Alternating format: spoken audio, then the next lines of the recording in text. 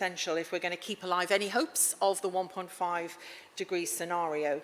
But sadly, whilst EV numbers are rising globally, we're not on track. We're not really truly global in that change, and there are some worrying trends towards there being gaps between the leading and the emerging markets, which threatens a tiered approach in the end, which is something we really don't want. We want a holistic approach. We want to go forward not only bringing along industry and the private sector, but all geographic regions as well.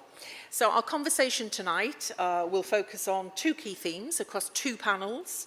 The first panel will discuss the efforts that we need to put in place to strengthen international support for emerging markets and developing economies in this regard.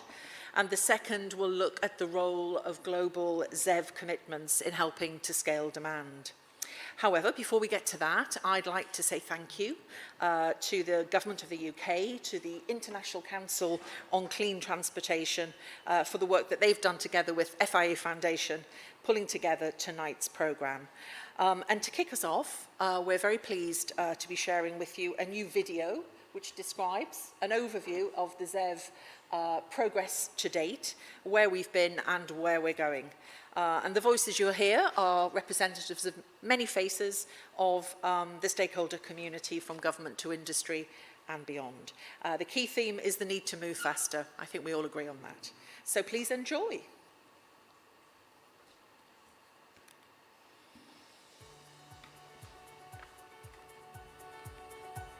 It goes without saying, climate change is an existential threat. I know you hear that, but those smash-mouth realities are pretty clear to us out here. To make progress in the fight against global warming, ground mobility has a major role to play in this challenge, as it represents 18% of CO2 emissions. It's critical that we accelerate our transition away from fossil fuels and embrace the new technologies that will help us drastically cut our carbon footprint. Transport emissions is one of the fastest growing sectors for emissions, and therefore critical to the fight against climate. According to COP21 conclusions in Paris, ground mobility must be fully decarbonized by 2050. This fight is unprecedented. No single company or government can do it alone. Those who want to move forward together create such an important community, because we all share that ethos about the role the road transport sector plays in keeping 1.5 alive. And equally, the Breakthrough Agenda talks about, it's not just about making that timeline aligned with those commitments, but also countries and subnationals and fleet owners having a very clear plan for how they're going to implement those commitments, and really provides a platform to bring that all together to really amplify and show the world the direction we need to head into. There's no greater challenge today than decarbonizing the world. We must take action now. We're eager to learn from others and share our own experiences and be a part of the global campaign. We're talking about climate trauma now. We're talking about climate disaster. We're talking about all of these things. We now really need to ramp up and accelerate our action. Climate change requires global effort, but global effort doesn't happen if the North does something and leaves it on the South to clean up. So this transition is not going to be easy. This really needs to be a global transition in order to meet our objectives, to figure out how we get sustainable battery supply, how we're going to make sure that enough charging infrastructure is installed. From India's perspective, to take this strategy forward, we certainly need a policy, we need a mandate. We've really seen through the ZEV Declaration and the signatories to the ZEV Declaration, the will and the momentum that's building by these companies, by these governments, to try to figure out these challenges. We need to act collectively, and we must act now. Here at COP28, I am so optimistic and excited about the future of the zero emission vehicle sector and the transition we're heading into. By having coalitions committed to trying to work together collectively to address those challenges, we have a much better chance of success moving forward. The road transport sector can really be a leader amongst other sectors and show that this transition and this clean technology progress is possible. We got to go faster. And together we can do just that. That's why I'm just so pleased to be part of this global movement.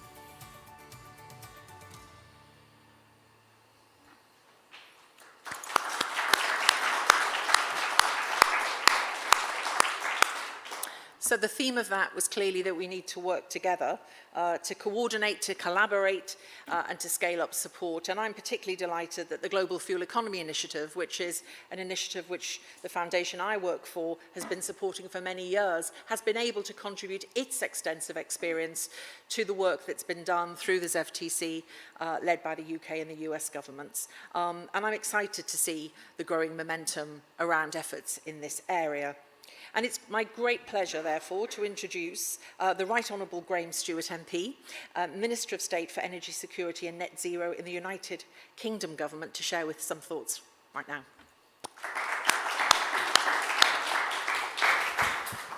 Well, good evening, everybody, and it's a great pleasure to see you here. 6:30 at night on this absolutely packed day, and you're so keen, you're still here, which is great, and I think it indicates the importance of the topic that we are discussing. And last week I saw another jaw-dropping video, we've just seen a very good one now, that highlighted the progress of EVs over the past few years.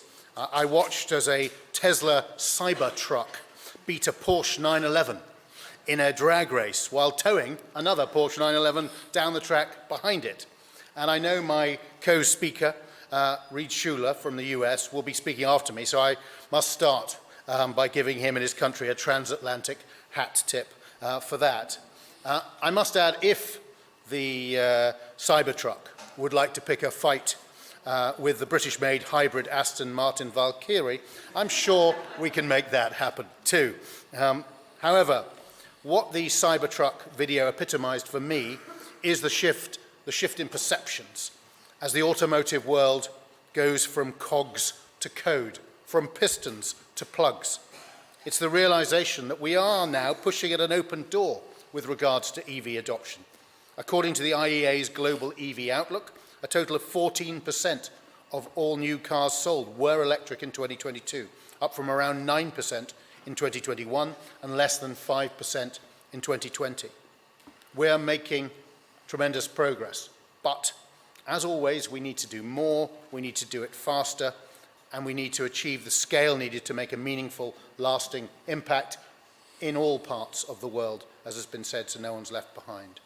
With road transport accounting for around 10% of global emissions and growing, accelerating its decarbonisation is critical for keeping 1.5 degrees within reach.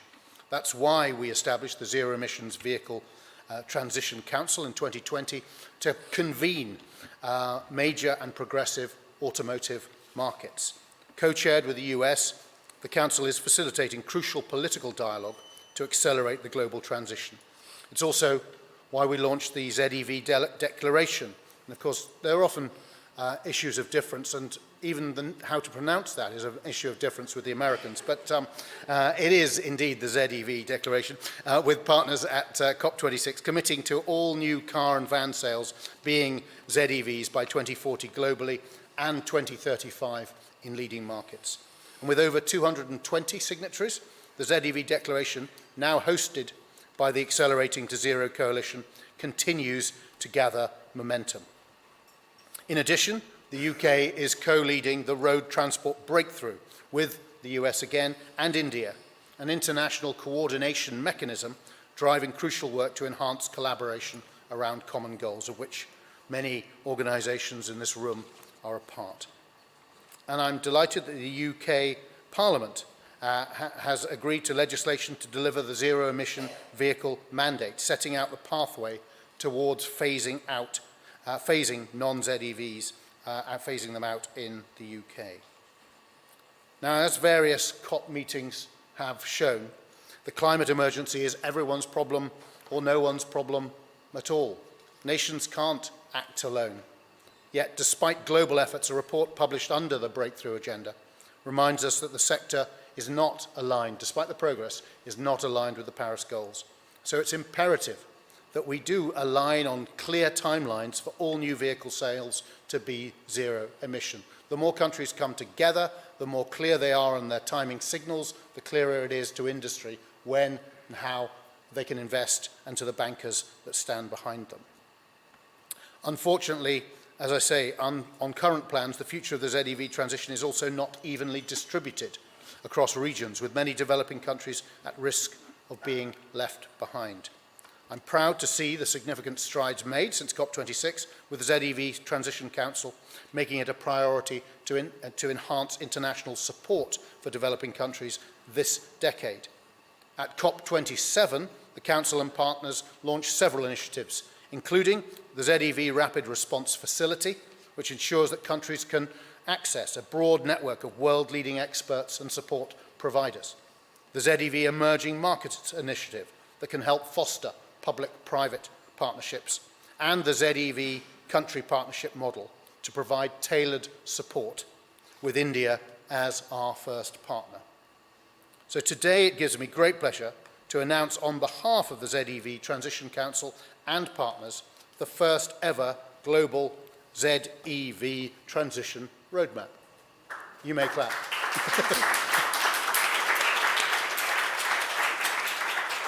The roadmap sets out collective actions to strengthen support for developing countries this decade across 5 strategic challenges. And the first is policy action. For the ministers in the room, this crucial element will help countries design and implement e-mobility policy frameworks. We'll launch a new country cluster initiative to allow countries to share, learn, and inspire each other. This will include a new twinning program to pair countries to allow for stronger lines of dialogue on key ZEV policies. And we'll also scale the ZEV Rapid Response Facility. These are practical measures precisely to answer the call you made so rightly at the beginning that we cannot have a 2-tier system. And I'm pleased to announce US $400,000 of new funding for the facility, alongside plans to expand access to signatories of the global MOU on medium and heavy-duty vehicles. Now, the second area of action is improving access to and scaling finance. Under this, we'll work with the Collective for Clean Transport Finance to mobilize private finance, scale the global facility for decarbonising transport, and grow the ZEV country partnership with India. This will be with actions informed by a report being launched by UC Davis and WRI India this month. Now, we'll also scale the ZEV Emerging Markets Initiative, including its work with the private sector on demand-driven infrastructure mapping and demand aggregation, and replicate its collaboration model across regions. The roadmap's third strategic challenge is the availability of ZEVs in developing countries. Under this, we will work with the Collective to launch a global electric bus aggregation framework. I do apologise for the technical intensity of all this. It's a combination of the genuine complexity of doing this and terrible bureaucratic tendency to come up with awful names. So we will launch a global electric bus aggregation framework, which does have the great benefit of doing what it says on the can, and that is to scale e-bus deployment and look to replicate this in other vehicle segments, which actually just means by aggregating, by getting people to come together and procuring on a common basis, we can get a market signal, we can get the price down, we can allow people to work together in tandem. It includes opportunities to grow the ZEV Emerging Markets Initiative into a global platform. And the fourth challenge is to accelerate, and action is to accelerate charging infrastructure rollout, obviously fundamental, as has been said. According to the IEA, at the end of 2022, there were 2.7 million public charging points worldwide, more than 900,000 of which is the positive news, were installed in 2022. This represents a 55% increase on 2021 stock and is comparable to the pre-pandemic growth rate of 50% between 2015 and 2019. These signs are encouraging, but as EV rollout accelerates, charging availability becomes a major factor in mass adoption by the public. We don't want to have a wave going up and then, because of a lack of charging, having a wave of consumer interest going down. The fifth and final challenge is to embed the sustainable life cycle management of vehicles and battery. This roadmap is the first of what will be an annual publication coinciding with COPs all the way to 2030. Its implementation will be captured as a key priority under the ZEV Transition Council's 2024 to 25 action plan, which I'm also pleased to announce is being launched today. In major markets, EV adoption is rising along with infrastructure and charging improvements. but EV sales are generally low outside of those major markets. And thanks to sessions like today and the collective collaboration of markets and supply chains, the EV revolution is one that has to benefit all drivers, markets and nations around the world. So I look forward to the productive discussion at today's event. I think we have reason to believe that we should be optimistic, but we should also be alive to the fact that on current basis, it isn't a fair and just and equal transition, and therefore the roadmap is part of the efforts, and all those complicated things which I talked about in such a complicated way are in fact all about providing the support precisely to ensure that we bring the whole world with us. And as we bring the price down, because that is the great hope, when you can align the economics with the environmental task, once families can see that they've got a range and they've got a cost of recharging, which is better than having a dirty fossil fuel, then we really do drive that forward. And as that happens in the developed world, we need to ensure that people have equal access to it in the developing world. And I thank you all very much indeed for being here today.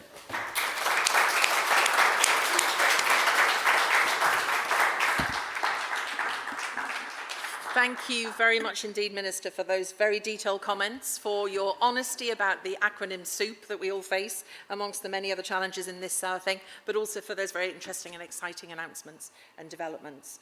And now I'd like to turn to our other opening speaker, Reid Schuler, who's Senior Advisor to the Special Presidential Envoy for Climate, Government of the United States, John Kerry.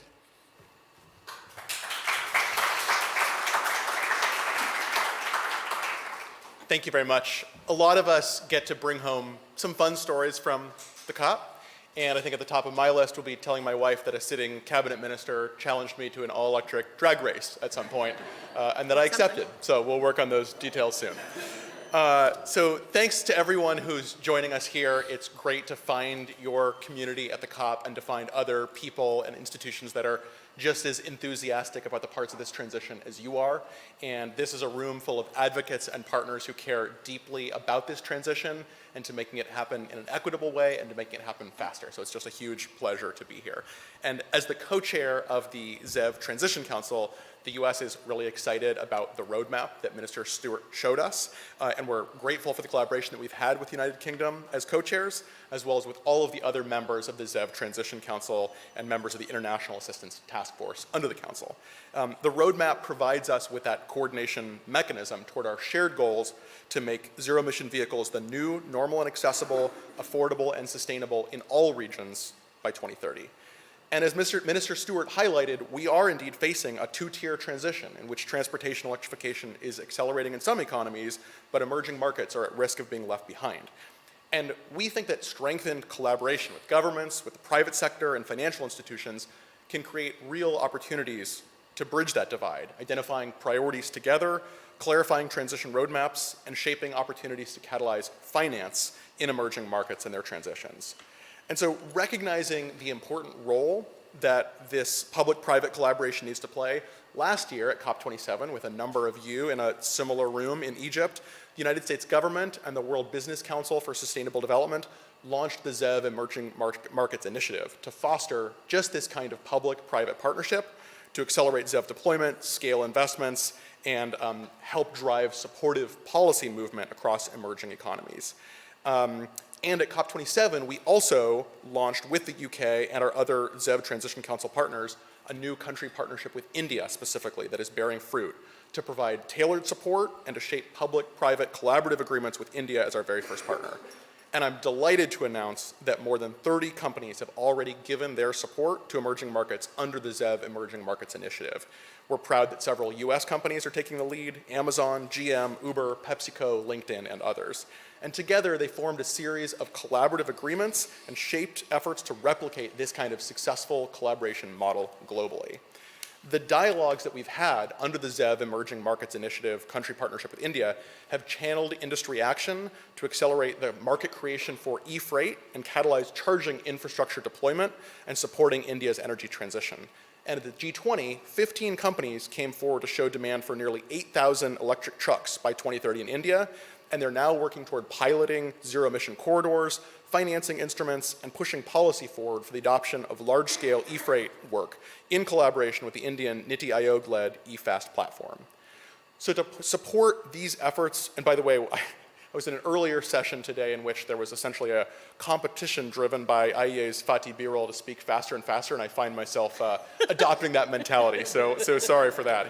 I did win the award for it earlier, so I'm proudly coming off of that. So to support these efforts and new fleet deployment across these different market segments, the ZEV Emerging Markets Initiative partners today are also announcing a national charging infrastructure data sharing platform to support that planning and to catalyze investments in charging infrastructure and in India's energy transition. And this collaboration in India that we've had a wonderful experience with is again forming blueprints for replicating public-private partnerships across geographies. So today we're also proud to announce a new ZEV Emerging Markets Initiative market track in Mexico, now shaping important collaboration across Mexican states on US-Mexico infrastructure corridors, supporting fleet deployment across segments, and with targeted capacity building to strengthen Mexico's important role in the global zero-emission vehicle supply chain. These private sector efforts are also reinforced through the Collective for Clean Transport Finance that our partner, the World Business Council for Sustainable Development, is co-chairing to channel trilateral collaboration between governments, private sector, and financial institutions for creating large-scale, bankable projects and for mobilizing climate finance in this transition. So looking ahead, the ZEV Emerging Markets Initiative will seek to provide support and form additional collaborative agreements in new emerging markets, and we call for governments and the private sector to embark on this crucial partnership to help achieve the goals of the Paris Agreement and the cleaner future for all. We're deeply excited about this collaboration with the UK and with our other ZEV Transition Council partners to accelerate the transition to clean transportation, and we look forward to that work continuing with all of you as partners. Thanks so much. Thanks, Reid. Thank you. Thank you so much, Reid, for those very inspiring comments. It's definitely reassuring to all of us in this room. I'm not sure, I know many people here. I'm not sure we've ever been called a group of advocates before. We've probably been called a few other things, but it's really reassuring and exciting to hear the importance which the UK and the US government place on all of this initiative. Certainly, as I mentioned earlier, the Global Fuel Economy Initiative work, which we did and continue to do for many years, acknowledges and understands the importance of supporting countries through this transition. And it was good to hear the Minister indicate how important policy frameworks and that sort of support continue to be within the ZEV transition plans. I'm delighted now that we are able to hear from 5 expert speakers to deepen this discussion on international efforts to strengthen support. And so if I may ask Peter Bakker, President and CEO of the World Business Council for Sustainable Development, Carlos Eduardo Enriquez, the Vice Minister of Transport of the Government of Colombia, to come up, Aaron Tangarajaj, Deputy Minister of Transport in Canada, Doris Idam Agabevivi from the Government of Ghana, and Rob de Jong from the UN Environment Programme. I think maybe, oh, Doris, you are here. Oh, that's good to know. There was a moment when it was Doris is, Doris isn't, so I'm really glad you're here, Doris. That's wonderful to see you. Now, we're very tight on time. We had really great presentations there from the Minister and from Reid, but we don't have a lot of time for the session. So I will endeavour to go around the panel twice, but may only make it round once. I think as an opener, and if I start with Rob, you're nearest to me, with a kind of minute in front of you, to just give me your kind of 1 or 2 sentence answer to the question, what's the big challenge of all of these great plans we've been hearing, from the perspective you have at UNEP? Thank you, Sheila. 1 minute. Okay. I would say between now and 2050, the world is going to add about 1 billion vehicles. 95% of those vehicles will be added in low and middle income countries. And so that's where the challenge is. We need a global roadmap, and that means we need a global approach. At the moment, we don't have that global approach. We're electrifying in some of our countries, and then we're sending our used vehicles of very poor quality to the global south to drive around another 20 years there. So we're lacking that global approach, and I'm very happy we have the roadmap, because normally I'm the only one bringing this issue up, and I'm so happy that the speakers before me already start talking about the need for a global roadmap, the need to have emerging economies to be part of this. And so I feel that we're making progress. Much still needs to be done. We in UNEP, we support at this moment close to 70 developing countries with going to electric mobility. And every time we see the same story. We see the financial institutions saying, we have the money, where are the bankable projects? And we see the countries say, we have the project, where's the money? Who finances us? Nobody is willing to finance us. So there's a disconnect. So more finance will not solve this. More technical assistance will not solve this. Bringing the two together will solve this. How we do that, that's my next intervention. Okay, you've saved that one for later. That makes sense. Great. Doris, can I come to you then and just ask you the same question? What would you pick out just first of all as the challenge you see us all facing? I think the challenge that we're facing here is the incoherent and inconsistent message that we keep sending around in terms of collaboration. Because when we say one thing and we do the opposite, that is one huge challenge. That is not going to make us move forward at all. It's so inconsistent, and even when you want to invest, the investment is incoherent. You can't do that. First, I have three things. First, let's stop dumping on the global south. Let's just stop the dumping. It's simple. Because if you take Ghana, for instance, there are 62 million tons of waste. We think it's just waste that is generated. But part of that waste is the used appliances, vehicles, used stuff that are brought to the global south. Then, after about 2 or 3 years, that becomes waste. So your waste that is almost at the point of becoming something you dispose of now becomes waste down there. So technically what has just happened is that you have made that side of the world the dumping ground.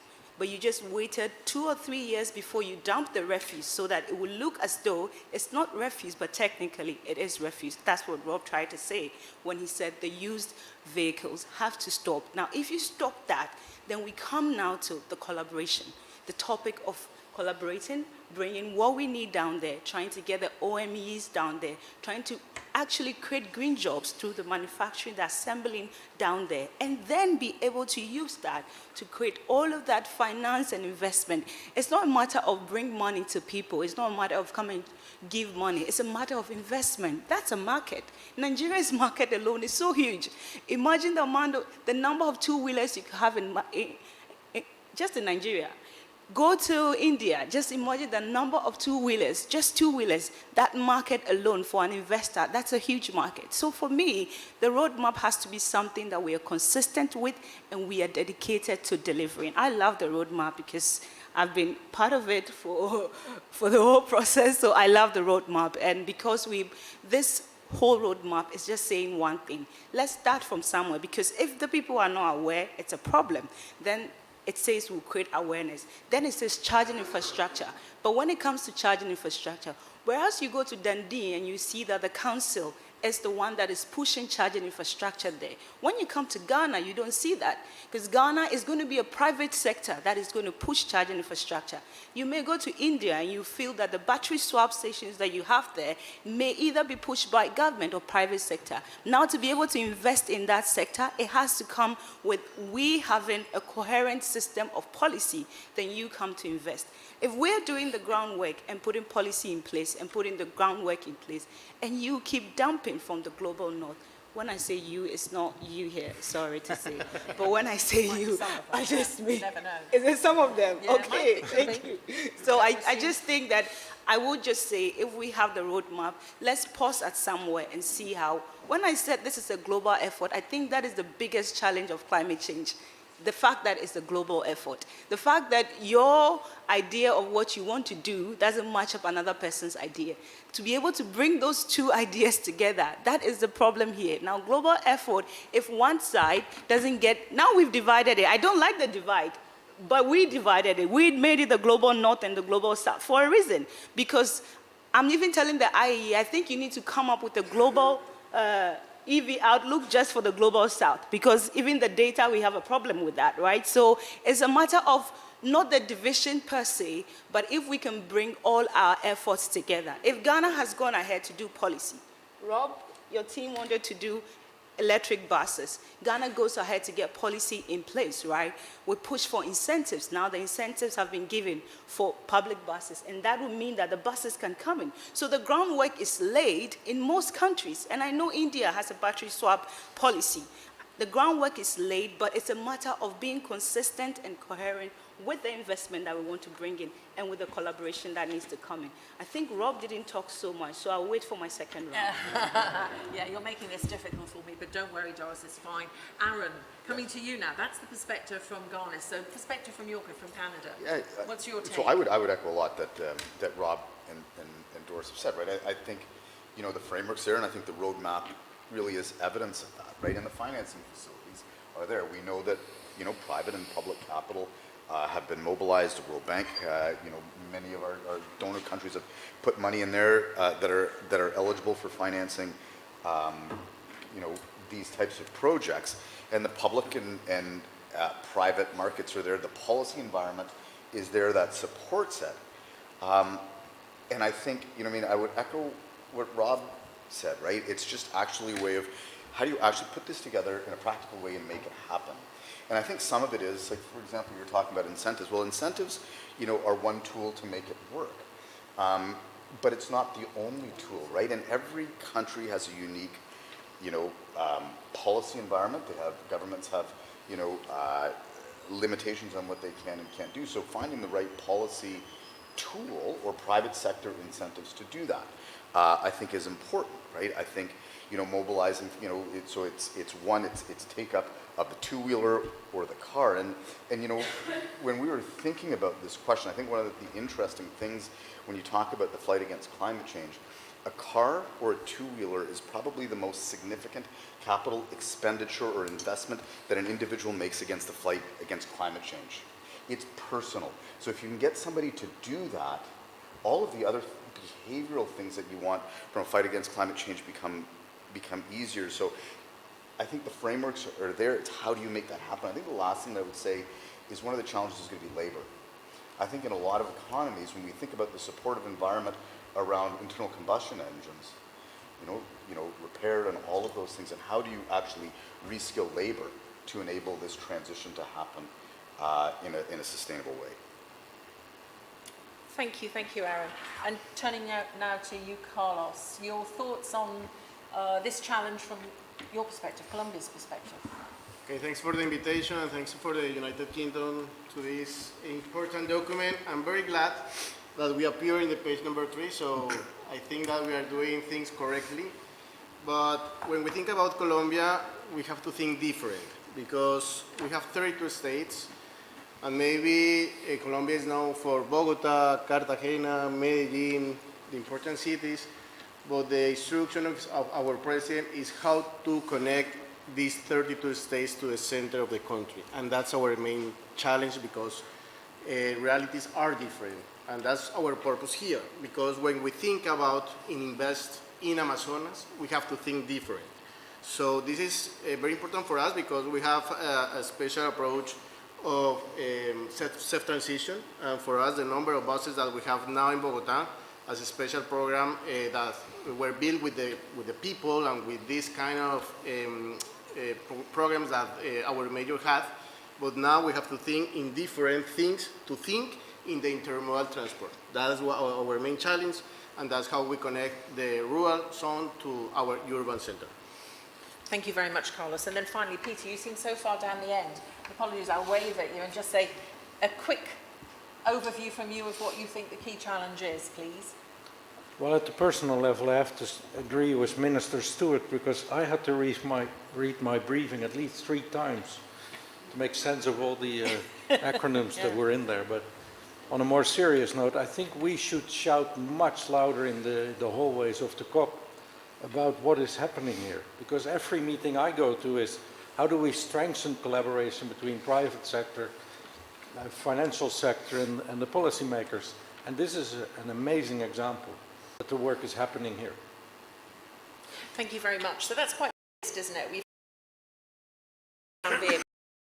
financial problems, a need for incentives to change consumer behaviour, a need to collaborate, and a sort of lack of faith, a feeling that promises are made and then they're not followed through. So now we go back down the panel and you tell us how you would address those things from, I think, some of the most sort of expert perspectives, as it were, in the room. So Rob, you run a huge programme of support through the ZEV initiative. You know, what is that telling you? That was approved in May, but right now we are here in the COP to give this special message to you, and we want to say again that we cannot do this effort alone. In South America, we are an example as a country, but right now we need important investment to advance in this occasion, in these situations.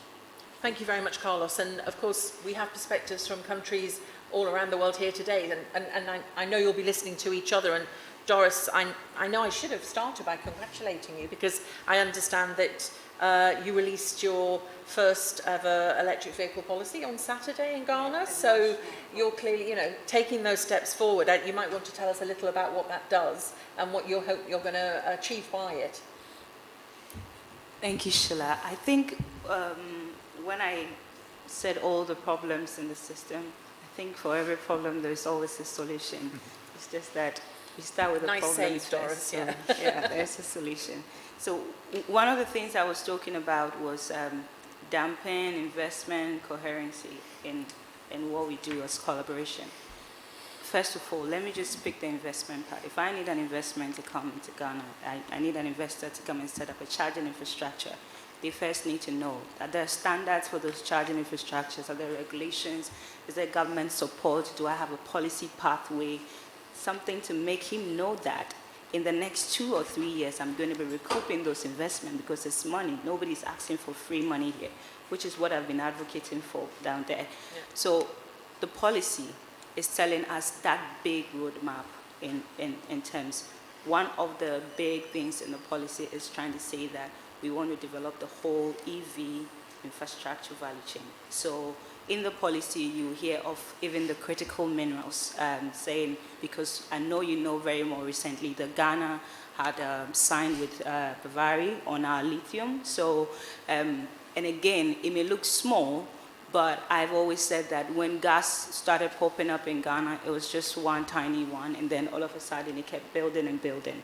And once you have a policy framework for the beginning stages, you are able to take that far. And so that is where this policy roadmap is going to be. So trying to get the value chain all in place will require that we know what Ghana wants. Ghana wants to develop green jobs, at least in that aspect when it comes to the critical minerals. So if we are saying OEMs to come, now you know we have so many OEMs assembling ICE in the country, which I've been an advocate against, because I have asked for OEMs to come to the country for God knows how long, and it's not happened, and all of a sudden OEMs are there. And what are they assembling? They are assembling internal combustion engine vehicles. Why are they now there now? And why are they now assembling internal combustion engine? Why not electric vehicles? Why not 1 or 2 wheelers? I mean, in between, right? But all of this tells you that as much as Africa or the global south may not have these capacities, it is an opportunity for us to get the green job market up and running. Because where there is problem, that is just a critical way. If we are coming there to say, assemble solar panels or put together this, put together electric bikes, you're giving the youth on the road jobs. Yeah, we are talking of high unemployment there. So that's what the policy direction is going. And on top of that, you see that we have implementation phases for the policy. You see in the policy document, there's 3 implementation phases. So the first phase goes from 2024 to 2026. Then another phase from 2027 to 2035. Then beyond that, you have that. The idea is that by 2035, you should have penetration of about 35% of electric vehicles. Again, that was what Rob was trying to say, that once you have a policy direction in this way, everything else can then feed into it, right? The market a little bit went ahead of us, and it is ahead of us, right? But we had to start with standardization, regulations. I mean, we completed standards this year. I commissioned that at the beginning of the year, and that finished as at May. and we are doing the regulations now for charging infrastructure, because that is also going to be a private sector led. Yeah. So that is where the policy framework. So we understand that when it comes to EV transition, it's not just going to be one institution. I think that's what we used to have: Ministry of Transport, Ministry of Energy, Ministry of Environment. Now all of these have to work together. So to even do the policy document, it was a steering committee, right? A steering committee of me, so many other people, but it was led by the Ministry of Transport. And then you come out with that document. So that's what we try to do with the policy document. So everything else in place. The incentive just didn't pop up. The incentive conversations started in 2020, right? And it was a whole policy document that I had to send to the Ministry of Finance and say, oh, give this one, give this one, give this one. But at the end of the day, we had to pick a tailored incentive, just like he mentioned, that the incentives are not just incentives, right? Now the tailoring of that incentive is now saying we're going to give incentives to public EVs, basically for 8 years. So I have my electric car, I have to pay, right? But anybody else that is bringing that would have that leeway, and that is how we get the e-bus transition in place, which is now happening in Ghana, and I'm so excited about what is happening with that. So these are what the policy has been able to push through and achieve. And I could talk all day about the policy, because I know, and the truth is, we'd all love to listen too. And Ghana is, as is Colombia, and many other places, you know, really exciting examples of what can be done. You're absolutely right, policy frameworks are essential. But what lies at the heart of the roadmap is an acknowledgement that not everyone outside of the developed markets, not everyone in the developed markets, is in the same place. Yes. And so that's why we're going to have a roadmap, and that's why we're offering support, building off support that's been there for many years through different initiatives. But just coming back to you, Aaron, you've been a very active member of the ZEV TC Council and are very committed to it. It's still not enough, is it? So how do we grow it and expand it? How do we get more resources into it so that the support that goes out to countries beyond Ghana and Colombia, you know, is what is needed? So I think part of the reason why we've been so committed is that our journey is really hard, right? We, you know, you said that not every country is the same. Like we're trying to affect the transition in a climate that, you know, geographies that vary, you know, quite dramatically. You have temperature swings that I think, you know, probably in 2 weeks in the city that I'm from, it'll be around -40. And then in the summer, it'll be plus 40, right? And you have a lot of remote and rural communities that are not necessarily connected, right? And in that context, we've set a 100% target. And I think part of it is understanding that, you know, yes, there are a lot of resources that are available to us. We work very well with the private sector. We have a supply mandate. We work, you know, with, you know, other sectors. We have clean grid, and so there's a lot of conditions that we have. But I think there's a lot that we have to offer, given the experience and understanding that the contexts everywhere are quite unique. And I think it was interesting, Rob, when you said leapfrogging, because I think that's the opportunity that exists. And so if you're going to ask me what we can do, it's, I think, you know, working, and I like the phrase that was used when we were discussing the roadmap in terms of twinning. And how do we actually do twinning or pairing to actually target, not in a, you know, backgrounds in policy, right? And we talk in these amorphous concepts, and we like public policy prescriptions, but it has to be real and tangible in a way that's executable, right? And so how do you bring in the private sector? How do you leverage, you know, funds that are set aside in development finance institutions and other places to actually look at how you affect these things? How do you do, as you said, labor market training to get people in there? But it has to be at a country-specific, and I think that's the Canadian experience, and that's what it's taught us. It has to work for Canada. Yep. And I think, you know, it has to work, and we know this from international development, right? We know that when we do international development, it is the country that decides what's in its interest. And I think, you know, we have to look at those development principles and apply them to zero emission vehicle transition. I couldn't agree more, and that's definitely been the experience of all of the work that we've supported. I said it before and say it again through GFEI, which has always been not about a blueprint, but about bringing good practice, about sharing case studies, about examining baselines and considering where the country is at and what its perspective is. Definitely the case that, although there are similarities, there's no identical kind of, perfect fit. So I'm embarrassed to have to stop because, with people like you here to talk, it would be lovely to spend more time. But I have to say that's the end of panel 1 and hand over now to Tim Dolman, who's Head of International Partnerships at ICCT. But I can't do that without thanking the 5 people who've given up their time to be here this evening. Thank you very much.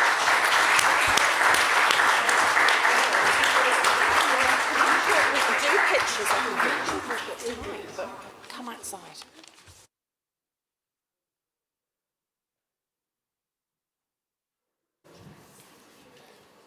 Thank you, Sheila. That was a fantastic discussion, and thanks again to Minister Stewart, Reid, and all of the distinguished panelists. Lest you think you'll get away with just having one report launched tonight, I'm here to discuss 2 additional reports, which you can find on your seats, that will be sharing some key results with you today. The first report was prepared by the Accelerating to Zero Coalition in partnership with 6 partner initiatives and provides an update on the progress of the global ZEV transition to date and highlights the key work of the initiatives to help develop an accelerated transition through a coordinated demand signal. So the report shows that 52 countries representing 30% of the global light-duty vehicle market have adopted policies or made commitments to transition their light-duty vehicle fleets to 100% zero-emission vehicle sales by 2035 in leading markets and by 2040 globally. And this is a transition that's aligned with Paris-aligned emissions reduction targets. Furthermore, 27 countries representing 20% of the global heavy-duty market have made similar commitments for transitioning to zero-emission medium and heavy-duty trucks and buses. And actually I have a short update there as of today that 27 countries have been increased to 33 with 6 additional signatories to the global MOU. So congratulations to the Netherlands and CalSTART for that great achievement. So the ICCT has looked into what emissions mitigation these policy actions can deliver through 2050. And we estimate that 42 gigatons of CO2 emissions mitigations can happen if these commitments are achieved. So this is really great progress, and we're really happy to see how things have been developing. But I think as we've been talking about in the first panel, more actions are needed globally to ensure that the benefits on offer from a rapid transition to EVs are realized. The second report I'd like to highlight was prepared for the Global Fuel Economy Initiative by the University of California, Davis, and it provides a comprehensive overview of global trends in energy efficiency for cars and vans. And the report really does a great job of investigating 2 critical developments in the global car market. One is the accelerating transition to ZEVs, and the second is the continued global shift to SUVs and larger and heavier vehicles. And the authors from UC show how the rapid acceleration of energy efficiency improvements are closely linked to the growing EV uptake, so really demonstrating the benefits that EV uptake has to offer on the efficiency side. However, these improvements have been offset by the growing average size, weight, and power of new light-duty vehicles, with SUVs now making up more than 50% of the new car market. So the report makes clear that to reach our objectives will not only require a technology transition, but also further actions to reverse the trend towards bigger and heavier vehicles. So with that framing, I'd like to welcome the panelists for our second panel here to talk about international collaborations on the ZEV transition. So I welcome to the stage Minister Gulager Thor-Thordarson, who is Minister of Environment, Energy, Climate for the Government of Iceland. Agne Facivichute, and sorry for butchering the pronunciation there, is the Deputy Minister of Transport and Communications with the Government of Lithuania. Leanne Randolph, California, who have signed on to the ZEV Declaration, showcasing their commitment to an accelerated transition to zero-emission vehicles in the light-duty sector, as well as Monica, who's I'd say a thought leader when it comes to international collaborations and how the international community and different stakeholder groups can work together to make that transition happen. So I really want to dig into how international collaborations can be really well suited to helping to make this transition faster and make it effective. So I want to start just asking everyone for just a minute or two response to one key question, which is, what are your thoughts on how can we effectively drive progress in aligning international ZEV transition goals? Minister, I'll turn it over to you. Well, thank you. I think, of course, the only way to do this is if the market responds. Of course, we go a long way back when it comes to energy transition. This is actually the third one. We started to making electricity, so all the factories and every household has a green. Other countries in Europe, let alone other continents. But the answer to the question, we need to learn from each other, share experience, and of course we need the market to be active and put incentives so they can help us to achieve what we want to achieve. Great, thank you so much. Deputy Minister, I'll ask you the same question on how we can effectively drive progress in aligning international ZEV ambition. I'm delighted to be here tonight. I think one of the latest panels, it's important to be more kind of active. So my couple of thoughts on all this transition from Lithuanian perspective. Lithuania is a part of the European Union, so we are very heavily regulated on the infrastructure side. But just to give you a glimpse and idea of, we have 2.8 million people within our country, and we have 1.9 now million cars. So when people asking me, so what is the biggest challenge, and I think this is my approach to this situation is to say that usually we have this problem that we do not control our car fleet in one or other way in general.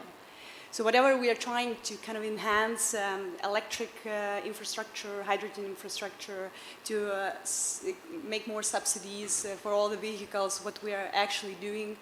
I think that the main problem here is that we still do not control the car fleet. So I think this is quite challenging because when we need to control it, we usually talk about regulations, we usually talk about taxes, we usually talk about challenges that is not very easily acceptable by the broader society. So I think that this is a challenge for us, and we as a considerably small country invest all the money we have for the next 10 years period to all this green transition. And it's not very easy to talk with the politicians within the government because even if everybody understands the challenge and understands that the shift is not that debatable anymore, especially in the European Union, but the challenge is to make that change. And I think that this is one of my points, which I usually highlight with the car fleet, and obviously we put a lot of efforts there, and because we do have a very strong logistics sector and strong and famous within the European Union. So the problem is that one part of the companies, they could easily make the changes in their car fleet in heavy-duty vehicles, but then we have the problem that there is not enough of supply in the market, and on the other side we have very fragile market players who have no idea how to move further within this change without any support from the government. So we have very diverse economy, and we have a huge challenge which we need to tackle all together. And I think that from the government side, the main focus should be, and that's what we are hearing from the market, is to focus on the infrastructure. And this is what the demand is very highly kind of highlighted, and that's what we are doing. So till 2030, we're planning to reach all the goals by the regulations on the European Union level and on the national laws. So this is our main goal.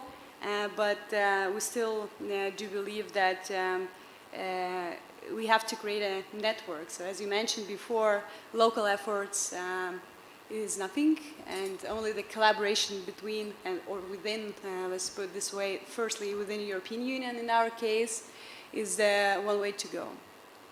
Thanks. Great, thank you. And Chair Randolph, I'll turn to you. I mean, California has been such a leader in the space, is showing leadership in various international collaborations, like the Transportation Decarbonization Alliance, an active member of the ZEV Transition Council, the ZEV Alliance, and obviously really leading the way on developing policies and regulations to spur EV uptake. So I'm just wondering if you can speak to that same question of how can we kind of build on the progress that we've made so far, learn from best examples, and really deliver that international transition that we really need. Well, I think the key to success is setting very clear standards that will move the market forward.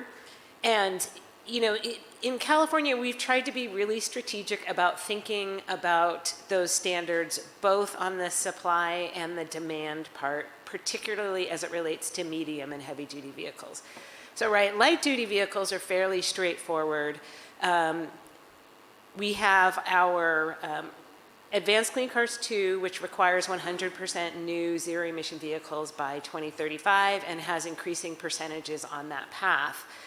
But the medium and heavy duty sector is, you know, much, much more complex. And so what we have tried to do is adopt standards that not only require the OEMs to deliver vehicles to market, but also create demand. So our innovative clean transit rule requires transit agencies to transition to zero emission vehicles. Our advanced clean fleets rule requires targeted types of fleets to transition to zero emission. So grabbing those fleets that we know can step forward or that we know have an outsized impact. So for example, the fleet rule applies to fleets of 50 or more vehicles. Okay, so larger companies that have more capital, that have more turnover, they can buy the zero emission vehicles and make that transition. The drayage fleet, the trucks that go from ports to warehouses, those are prioritized in the rule because we know they have an outsized impact on communities. The postal fleet, the U.S. postal fleet, which is, you know, obviously fairly ubiquitous in the state of California, has a very large fleet. The rule applies to those vehicles as well. And so being really intentional about both the supply and the demand. And so of course these companies are national, international companies, and that drives the innovation, that drives the capital. All of what we've been talking about comes from being very clear about what we need and where we're going. Thank you. And Monica, I'll turn to you to close out this first round of questions. You've obviously played a leadership role in developing the Accelerated Zero Coalition, thought leader behind the Drive Electric campaign. So can speak to the role, especially of kind of the NGO community, philanthropy, and being part of this international community that's driving the ZEV transition. Yeah, thank you. And it is great to be here. Even though I changed my job in March, I still have the beating heart for this community, and it's really, really great to see many of you again. So I'll combine in my answer elements that I am dealing with now, that I'm not working on EVs, but I'm working on trade and I'm working with diplomacy. And one point that I'd like to make is that one of the big changes between the political moment when we were able as a community to come up with the Paris Agreement and now is that cooperation is decreasing. There are many elements of cooperation out there in that building, but more generally speaking, countries are getting in trouble. And that means that we have to be very good at really understanding where we can find areas for strategic cooperation that goes at the heart of the economic interests of countries. And that has very direct links to EVs, buses, trucks, cars, because now we're talking, you know, when we started Drive Electric, the idea of Drive Electric was very focused on, you know, CO2 standards, transport policy, to some degree climate policy. So the puzzle was about combining climate and transport and what is the smartest policy. And so the cooperation was around policy conversations. But in the moment we are now in the world, it's about supply chain diplomacy. And that is changing the geography of the conversation because suddenly the US is talking to Chile, which wasn't happening 5 years ago. It's called lithium. A region that was forgotten from the US is now, well, you know, they could be our friends now. So this whole thing of friendships in the context of diplomacy is very important for this conversation. Because when you talk about Indonesia, I just came from a panel with a lady from the Ministry of Investment. She talked about all of this in the context of investments, in the context of wanting to produce the EVs in Indonesia. So it's no longer, you know, if you engage, for example, there was somebody from Germany in the panel, so the cooperation of that conversation was no longer about climate per se. It was about deep industrialization pathways. It was about finding common ground, knowing that there are tensions. And I think what I find very important about the space that you are creating here is that I think even though there is complications here and they are out of our control because there are things that are just out of our control, what we need to do is to find the spaces where we can still have agency to create these spaces for deep collaboration, or as a friend of this house used to call radical collaboration, and you find pairings, for example, in the context of this COP, there is something about, obviously industrial policy, but also pairings in terms of renewable energy and EVs. For example, Drive Electric just signed a memorandum of understanding with Renew 2030 in the context of philanthropy. So the alignment of a lot of these ideas have to have elements of philanthropy, elements of government, and one of the landing points, at least in this COP, is around the fact that we really need to engage more the subnationals. There is a lot of energy coming from states, from regions, from cities. It can't be just governments. Usually we say governments and private sector, but we need to unpack that. And we take a lot of inspiration from California, obviously, and from other parts that are really willing to do more. And the final point that I'll make is that I think the other thing we need to do in the context of creating the spaces for better stories and inspirational stories so that we, keep it going. I find that we need to be able to tell a story that is not binary. It's not either or. So for example, we have to be able to tell the story of exponential change. We have to be able to say, it took a lot of years to get to 1 million EVs in the world. Lots of years, at least 5, let's say. And now you can sell 1 million in a month. That's a story of exponential change. And we have to be able to say that and to show that Chile, Colombia are accelerating. And at the same time, while you hold this truth, you have to hold the other truth, which is that other parts of the world are not electrifying fast enough, and all the work that our good friend Rob is doing around flagging that. Come on, guys, you're dumping all of this. So by not being binary, we are able to also tell a story of acceleration so that we actually are able to do what you're doing, which is to show that there are progress while also recognizing that there are some pain points there that deserve our attention. Thank you. Thank you, Monica. I love the idea of radical collaboration. That's a great phrase. So I'm going to use that in my own work. Minister, I'm going to turn it back over to you. You mentioned kind of the one-size-fit-all approach, and how that's not going to get us where we need to go. And I know Iceland is really a leader in the ZEV space with, I think, 67% of new car sales being EVs in 2022. So I can just ask you to speak to some of the successes that Iceland has had in transition to EVs and some of the areas from Iceland's experience that you think would be translatable to other markets. Yeah, first of all, some things we do not have any control of. First of all, this is successful so far because people like EVs. It's great to drive EVs. And of course, when you have cheap electricity, as we do have in Iceland, it's just beautiful that you just go home and you plug in your car. It's totally recharged. The maintenance is low, it's fun driving, and so that is because we couldn't do it if people wouldn't like it. But if I talk about, because this has been, I think, quite successful, but I also see we have made few mistakes. The easiest thing for Iceland to go all the way, and I heard that in the panel before they were talking about different ministries, is to get all the other ministries and the municipalities on board. If we just can do one thing, just to get as many EVs, not in Iceland, just everywhere, what should we do? Okay, the state and the institutions of the state and the municipalities, they have to buy EVs. Case closed.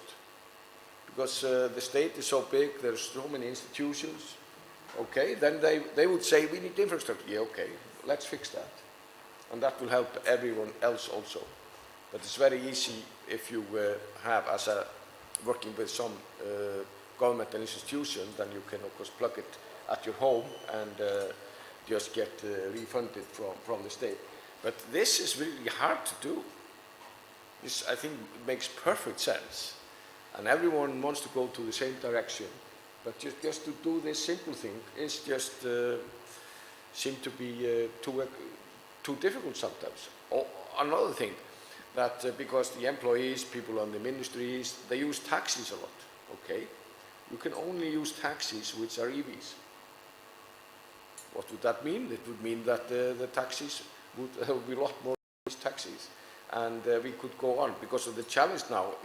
But then it's the good news, because now we have the largest trucks, which are EVs.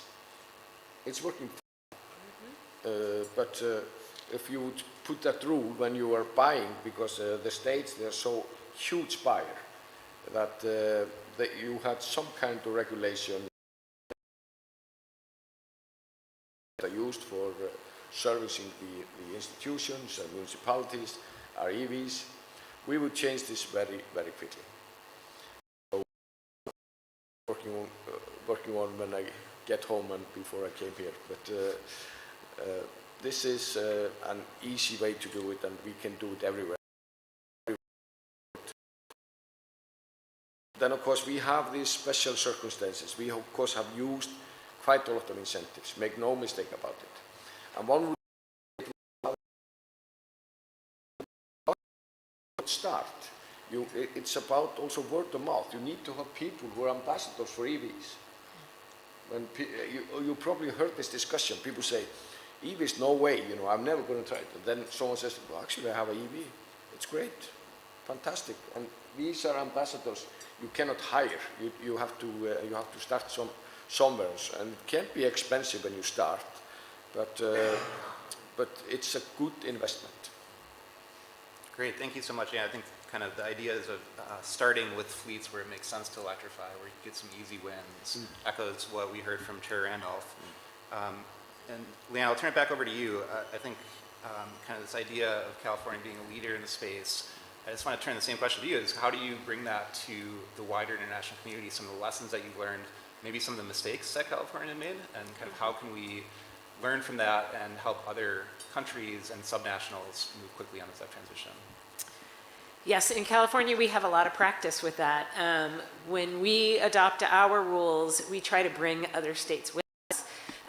We have about 17 states that typically follow our light duty vehicle regulations, so that's upwards of 40% of the market. And so we are in close contact with states that we know are interested in following our rules and try to understand what their needs are. For instance, when we adopt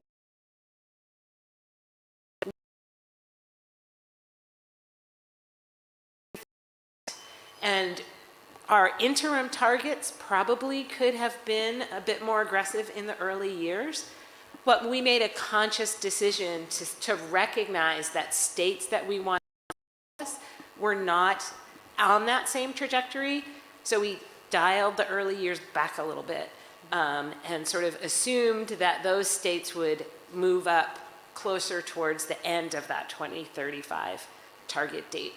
So, you know, we are always trying to understand what the push and pull is and what the challenges are in the different jurisdictions. And as we all know, this transition is absolutely not easy.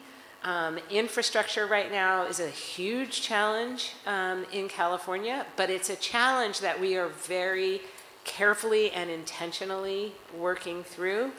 I think it was Doris who was saying, you know, it's not just the transportation people anymore, it's not just the energy people. To work together to make sure that the infrastructure is there to support the transition. And so we spend a lot of time thinking about how problem solving around infrastructure, and also doing a little myth busting. I mean, there's a lot of gossip that happens in this world. Like, you talk to the heavy duty, and they will tell you there's no heavy duty infrastructure in California. It's never going to happen. We can't get electricity.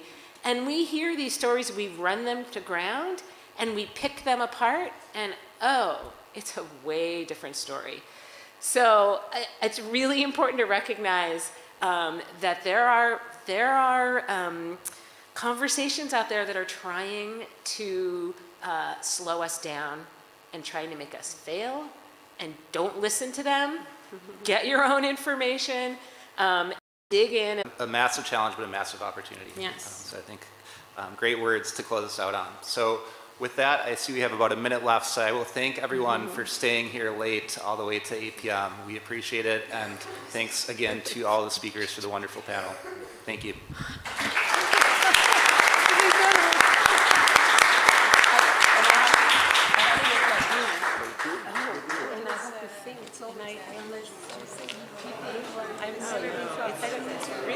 It's really bad.